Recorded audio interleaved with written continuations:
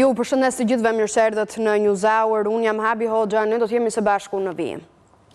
Policia ka shpallur në kërkim një tjetër person për atentatin në Elbasan. Burimet thonë se Oklid Dalipi, që kishte ndruar mbiemrin në Elo Wade, dyshohet jeti përfshirë në këtë ngjarje. 35 vjeçari kishte një biznes për dhënie makinash me qira dhe pak përpara vrasjes së Mond Mahallës kishte pasur një konflikt me të. Emri doli gjatë dëshmisë së një prej personave të pyetur për vrasjen e ndodhur një javë më parë në Elbasan.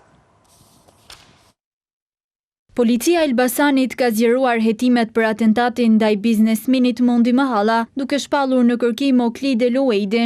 35 vjeçari kishte ndryshuar mbiemrin për arsye ende të panjohura, pasi më parë quhej Oklid Dalipi. Emri Oklid Dalipit doli nga dëshmia e një nga personave të ndaluar pas atentatit.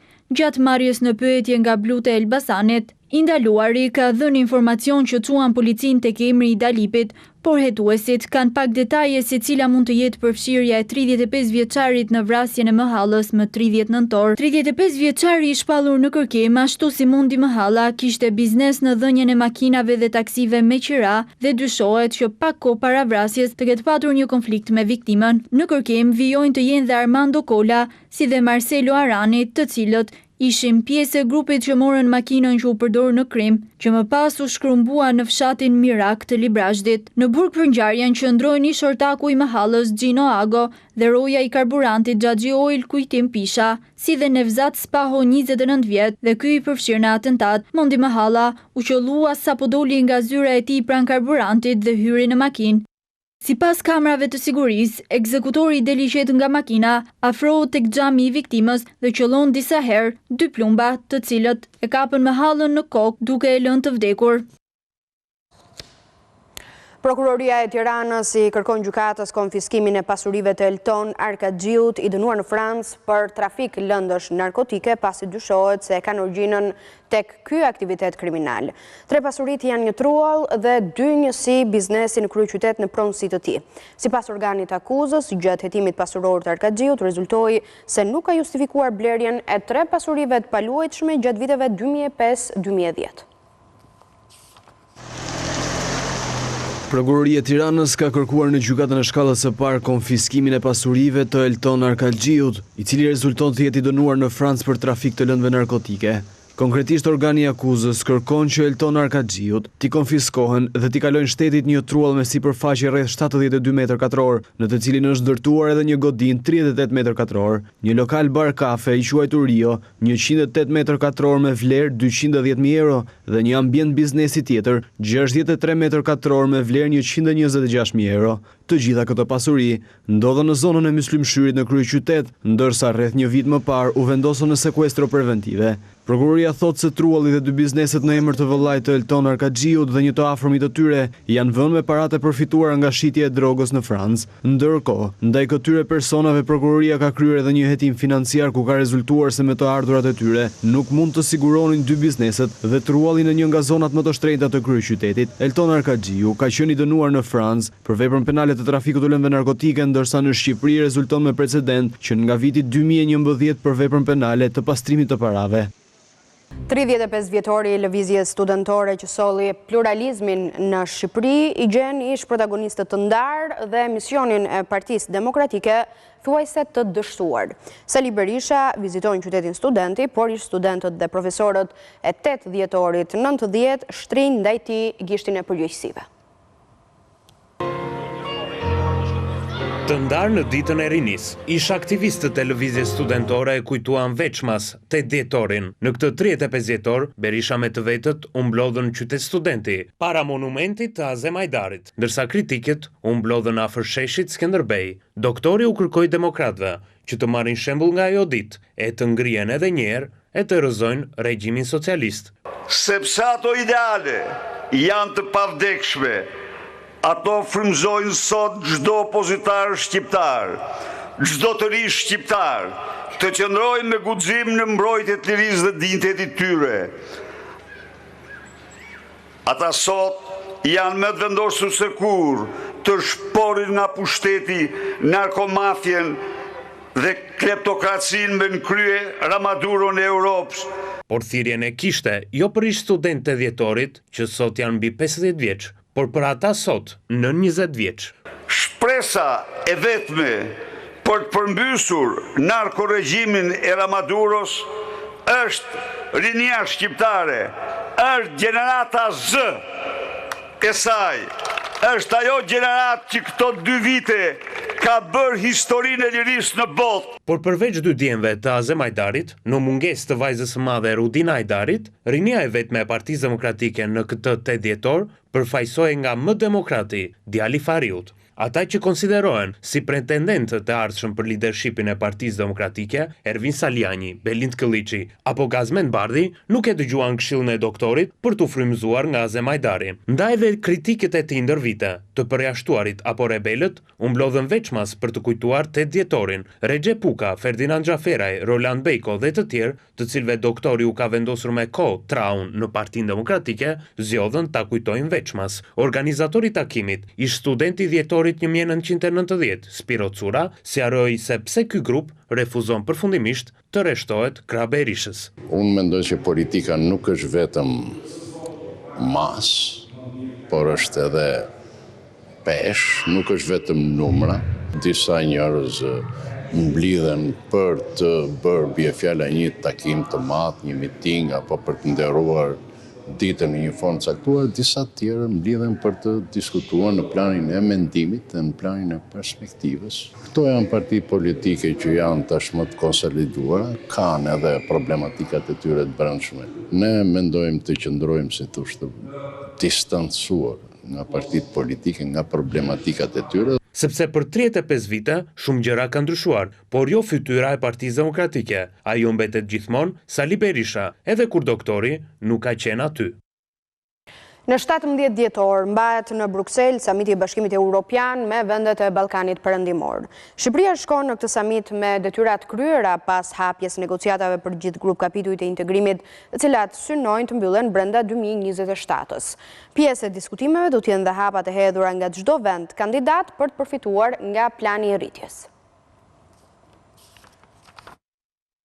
Brukseli do të pres samitin e radhës mes Ballkanit Perëndimor dhe Bashkimit Evropian të mërkurën e 17 dhjetorit. Takimi i nivelit të lartë që bën bashk liderët e rajonit me homologët evropian mbahet për të 4-tin vit radhazi në prag të mbledhjes së fundit të Këshillit Evropian për këtë vit. Në këtë takim, Shqipëria shkon me agjendë të përcaktuar për antarësim në Bashkimin Evropian. Tirana zyrtare ka hapur të gjithë grup kapitujt e negociatave në harkun kohor të një viti, ndërsa tashmë ka hyrë në një fazë të re mbylljen e grup kapitujve. Qeveria shqiptare është optimiste sipas një kalendari të dakordsuar me Komisionin për mbylljen e negociatave teknike deri në 2027, në mënyrë që brenda 2030-s Shqipëria të jetë anëtare me të drejta të plota e Bashkimit Evropian, ndonse nga Brukseli nuk kanë munguar sinjalet pozitive për një afat më të afërt për Shqipërinë dhe Malinezi, të konsideruara pararoj në procesin e integrimit. Për Maqedoninë e Veriut, samiti pritet të shërbejë si një mundësi për të nxjerrë në pa bllokimin e negociatave të antarësimit për shkak të mosmarrveshjeve dypalçe me Bullgarinë, ndërsa Kosova, e cila ndodhet në prag të zgjedhjeve të parakohshme, do të ulet në tryezë në mes të një krize politike dhe masave ndëshkuese. Në Serbi, udhëheqësit e Bashkimit Evropian, jo në pak raste, kanë shprehur shqetësimin për forcimin e demokracisë dhe shtetin e së drejtës. Gjithashtu, plani i rritjes për Ballkanin Perëndimor prej 6 miliard eurosh do të jetë pjesë e diskutimeve, i konsideruar gjerësisht në Bruksel si një nga mjetet më efektive për afrimin e rajonit me Bashkimin Evropian, si ekonomikisht ashtu edhe në aspektin e reformave. Pas Brukselit, samiti i radhës do të mbahet në qershor në Maltëzi, për herë të dytë në një vend të Ballkanit Perëndimor, i pari ishte në Tiranë në dhjetor të 2022-shit.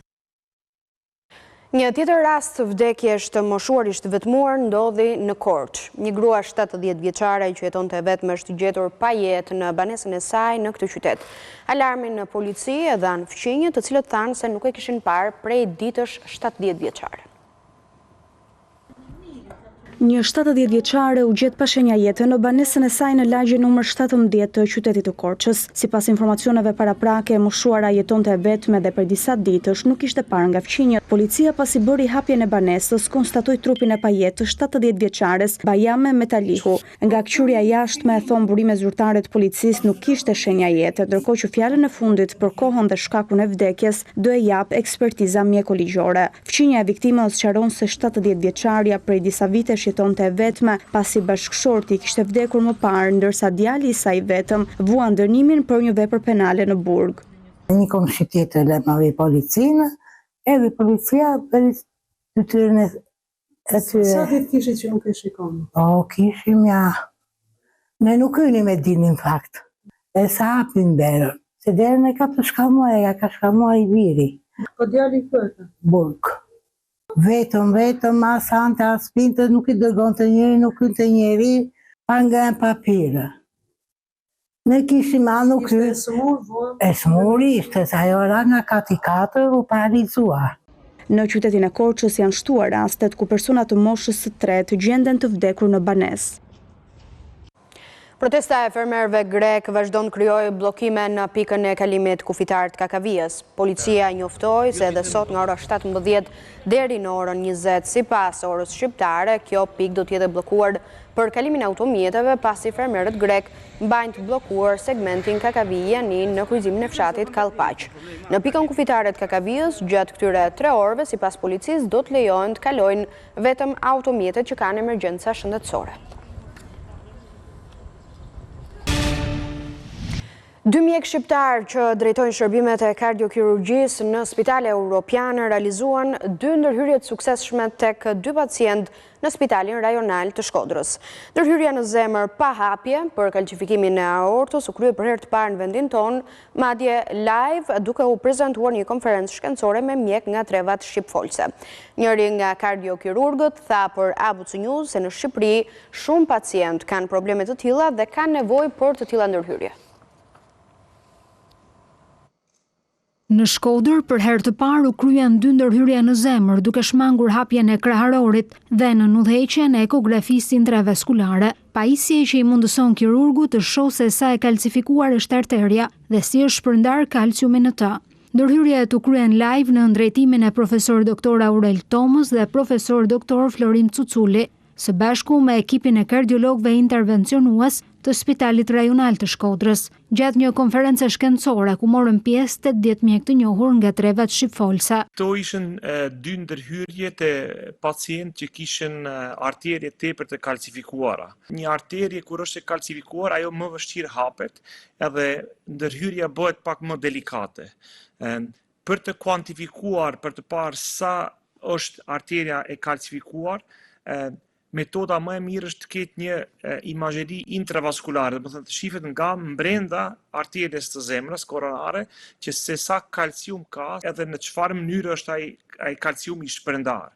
Kështu që deri tani kjo metodë nuk ka ekzistuar në Shqipëri, që të përdoret imazheria intravaskulare. Për fat të mirë të 2 intervenimet kaluan mirë, edhe pacientët të 2 përfituan nga këto ndërhyrje që ishin goxha të ndalikuara. Pacienti që e trajtova unë ishte 60 vjeçar, edhe te ky pacient alternativa do kishte qenë operacion me bypass. Ky pacient i cilin trajtuam, u trajtuam me një stent dhe me një ballon me ilaç, që është në një farë mënyrë një trajtim modern i cili do të ishte bërë në të njëjtën mënyrë në perëndim. Profesor doktor Florin Cuculi, shefi i kardiologjisë në qendrën e zemrës në Lusarn të Zvicrës, apelon për shtim të investimeve, me qëllim që ndërhyrje të tilla të aplikohen dhe në spitalet tona. Te unë në Lucen ky spektri pajisjeve është pak më i gjerë dhe unë do dëshiroja që të ketë po ashtu një nismë për krahje që edhe spitalet në Shqipëri të pajisen me material pak më të gjerë që mos e lënë mjekun në krizë, ai kanë pajisjet, ajo bëhet, por materiali, domethënë ai spektri materiali duhet zgjerohet edhe më pak që ti jesh i përgatitur edhe për një eventualitet. Ne duke ditur se duke patur një fotografi shumë të qartë nga brenda arterjes, domethënë kjo imazheria intravaskulare, ne arritëm ta trajtojmë pacientin edhe me atë material që ekziston në Shqipëri.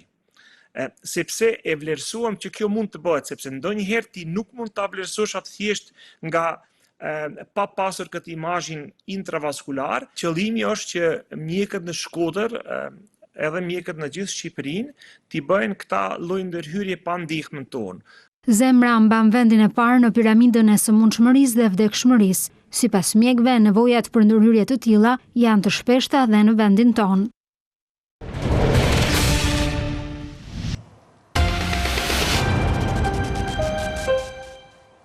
Jemi rikthyer në studio po ndiqni News Hour. Fermerët e Peqinit ndonë se mbajnë gjallë traditën e mbarshtimit gjelit të detit, po përballen me vështirësi të mëdha për ta mbajtur këtë sektor konkurrues.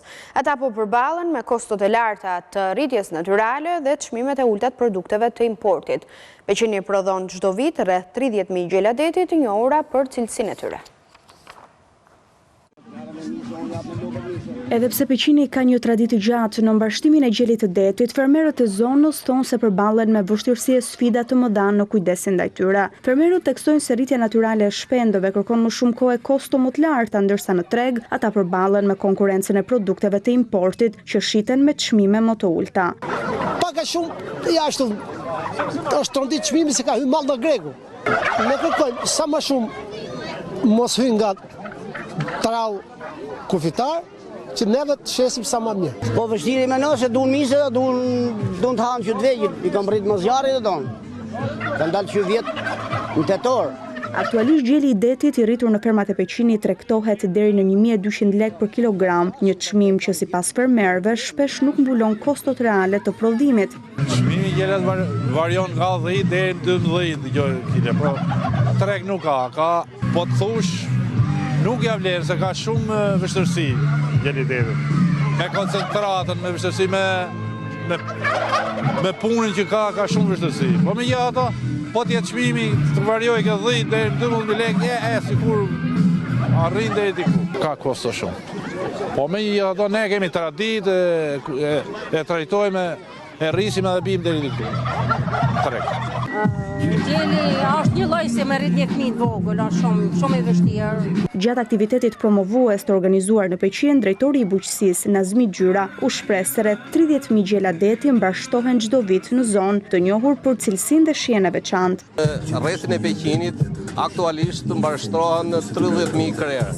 Edhe veçanta gjeli i detit Peqinit krahasuar me vendet e tjera është sepse gjelet e detit në rrethin e Peqinit trajtohen me ushqime të koncentruara bio që prodhohet nga vetë fermerët. Peqini është i njohur për mbarshtimin e gjelit të detit, simboli kryesor i tryezës festive të vitit të ri.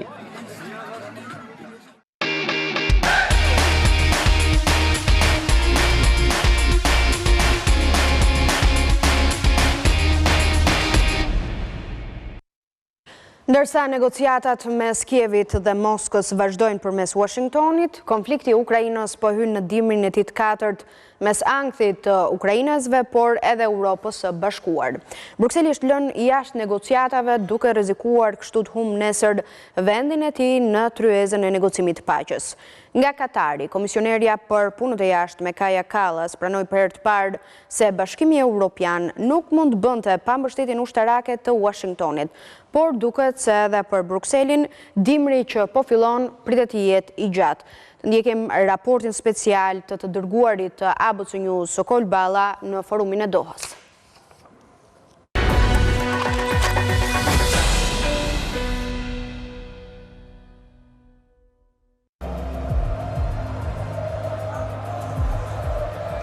The trophy is passed into the hands of genius. Në qershor 2022, Lionel Messi ngrinte Kupën e Botës. Ishte kulmi i një lojtari që kishte bërë historinë e futbollit. The world champions are Argentina.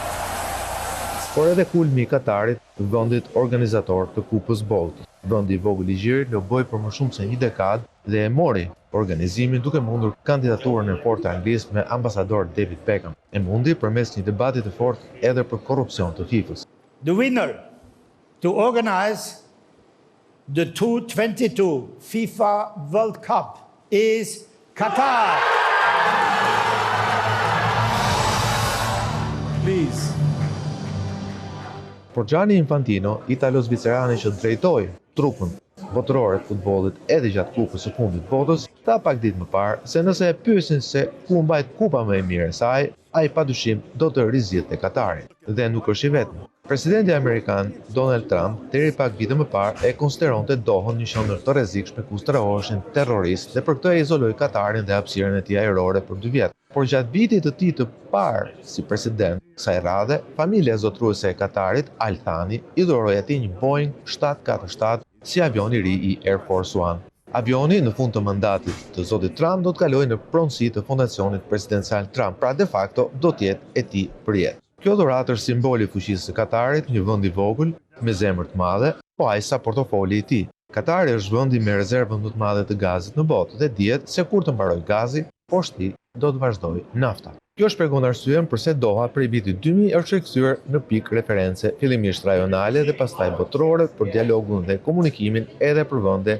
që janë në luftë përmes forumit të Dohës. Si dhe përse kësaj radhe, familja Trump, e cila kishte vite që e kishte bojkotuar këtë event, kësaj radhe kishte sjell këtu pinjollin e saj kryesor. Obviously he's been in politics for the last decade, but he got there by being a builder, so he understands how to do that. Forumi i Dohas, politikan dhe lider botror, diplomat dhe gazetar. Këtu çdo vit ata bashkohen çdo dhjetor dhe flasin për politikën, sigurinë, diplomacinë. Bota sot ndryshon shpejt. Armiqtë e dieshëm bëhen miq. Një vit më parë, Al-Shara ishte një nga njerëzit më të kërkuar në botë nga Amerika. Si vjet në Doha, si president i Sirisë, së ripranuar ligjerin e vendeve normale, ai intervistoi në panelin qendror të forumit nga Christian Amanpour. So here we are 1 year later. Syria has been through a number of serious.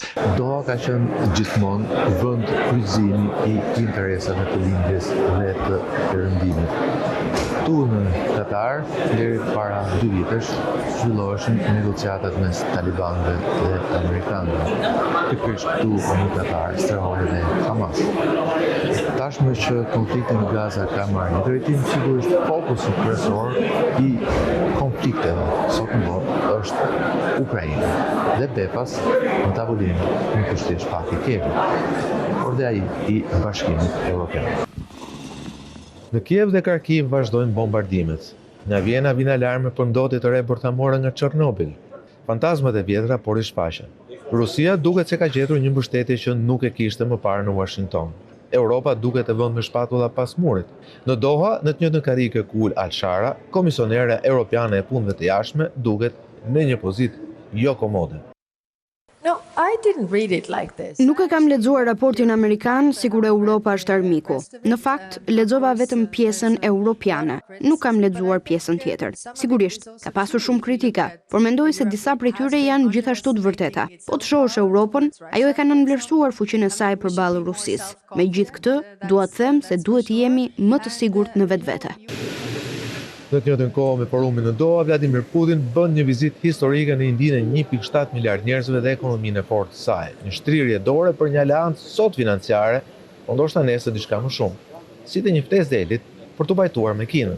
Kina, armiku më i madh i Amerikës së sotme, që nga koha e Reagan dhe deri tek Trump 2, diplomacia dhe ushtria amerikane shohin me skepticizëm dhe ankth forcimin ushtarak të Pekinit. Rusia e Putin ka investuar shumë që të intensifikojë ankthën në Washington për Kinën.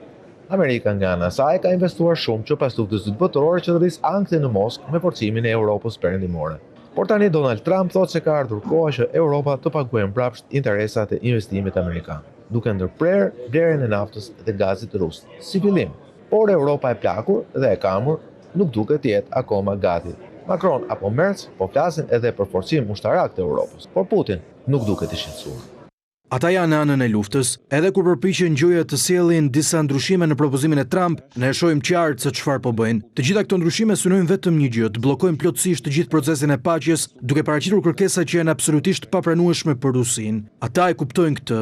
Duke vepruar kështu, ata synojnë të fajsojnë Rusinë për rrëzimin e këtij procesi të paqes. Ky është qëllimi i tyre. Nuk duam luftë me Europën, por nëse Europa papritmas dëshiron të na sulmojë, ne jemi gati për këtë luftë. Do të jemi në një situatë në të cilën nuk do të kemi me kë të negociojmë. Disa ditë më parë, ai tha se nëse Europa do luftë, Rusia është gati. Por a është gati Europa? Përgjigja gjendet në Ukrainë. Kijevi po hyn në dimrin e 4 të një lufte pafund, me më pak mbështetje se kur Washington me skandalesh korrupsioni dhe një mbështetje në rënie të madhe të presidentit Zelenski mes vetë ukrainasve. Mbështetja e kredive europiane nuk mjafton. Duhet mbështetje amerikane, politike dhe ushtarake. Por Donald Trump nuk e asgjë falas. Kijevit i duhet të negociojë edhe me të. Europa nuk e ndihmon dot në këtë pikë. Por së paku nuk duhet bëj dëm. Vetëm 3 ditë më parë, Komisioni Evropian gjobiti një nga njerëzit më të afërt të Donald Trump, Elon Musk, me 120 milion euro për shkelje të një ligji të BE-s. Musk reagoi. BE duhet të shkrije dhe sovraniteti të vendeve anëtare. I pari që komentoi ishte presidenti i dikurshëm rus dhe kreu aktual i Komitetit Sigurisë Kombëtare, Dmitri Medvedev. Në Kiev nuk po dështon vetëm ushtria ukrainase, por dhe diplomacia europiane. Moska ka rrethuar Ukrainën, por dhe Brukselin. Washingtoni po i kërkon Europës të reagojë, të shkëputës lidhjet me Kinën, të ndërpresë importin e naftës dhe gazit rus, pastaj të rrisë dhe shpenzimet ushtarake, duke mos harruar asnjëherë vitin 1945. Pa Amerikën, pas luftës së dytë botërore, Europa e Bashkuar nuk do të ekzistonte. Kaja Kallas, këtu nga Doha, e pranoi këtë më në fund. Ju e dini, Shtetet e Bashkuara të Amerikës vijojnë të jenë aleati ynë më i rëndësishëm. Në atë raport, kam lexuar gjithashtu se ne jemi ende aleati më i madh i tyre dhe janë në interesin e Shteteve të Bashkuara humbjet e Europës. Ne jemi aleat dhe punojmë së bashku. Nuk kemi pasur gjithmonë një mendim të përbashkët për tema të ndryshme, por mendoj se parimi i përgjithshëm është ende aty. Ne jemi aleat të mëdhenj dhe duhet të qëndrojmë të bashkuar. But I think the overall principle is still there. We are the biggest allies and we should stick together.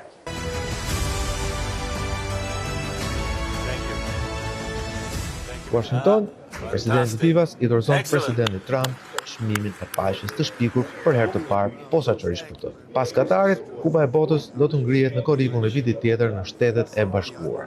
4 vjet edhe pas fillimit të konfliktit në Ukrainë në zemrën e Europës. Po ndërsa përfituesin e Kupës së Botës do na duhet të presim deri në korrik, për rezultatet e luftës në Ukrainë, frika është se mund ta marrin vesh më herë. Dhe një humbje e Ukrainës do të ishte jo thjesht një dështim për Europën, por dhe një dështim i projektit të saj. Reagimi i menjëhershëm i ish-presidentit dhe ish-kryeministit rus Dmitri Medvedev ndaj deklaratës kërcënuese të Elon Musk për shkrirjen e Bashkimit Evropian tregon një fakt unik, të vetëm, por domethënës. Në Bashkimin Evropian, paratë e tij, tregu i tij i bashkuar nuk është asgjë pa Shtetet e Bashkuara të Amerikës. Presioni i Washingtonit në administratën Trump është që Europa të marrë fatin e vet ushtarakisht brenda vitit 2027. Sigurisht brenda koalizës NATO-s, por nëse deri atëherë kjo nuk arrihet, sigurisht dhe aleanca euroatlantike mund të vijë në dyshim. Dhe bashkë me këtë, sigurisht dhe ekzistenca e Bashkimit Evropian. Kjo shpjegon faktin pse edhe vendet anëtare të vogla të NATO-s dhe kandidate për të bashkuar në të, siç është Shqipëria, po ngren alarmin dhe po drejtojnë kishtin e përgjegjësisë tashmë as nga Washingtoni, as nga Moska, po pikërisht nga Brukseli. Për ABC News, nga Doha, Sokol Balla. Ne kemi mbritur kështu në fund të News Hour. Unë ju rikujtoj si gjithmonë në adresën tonë zyrtare të webit abcnews.al, ku mund të klikoni në çdo kohë dhe të njihni aty me lajmet më të fundit nga vendi, rajoni e botë, apo dhe të na ndiqni përmes valve të radios në 105 FM. Vjoni qëndroni me ne, vetëm pas pak vjen kolegja Jeta Kasemi me Faqa 4. Faleminderit për vëmendjen.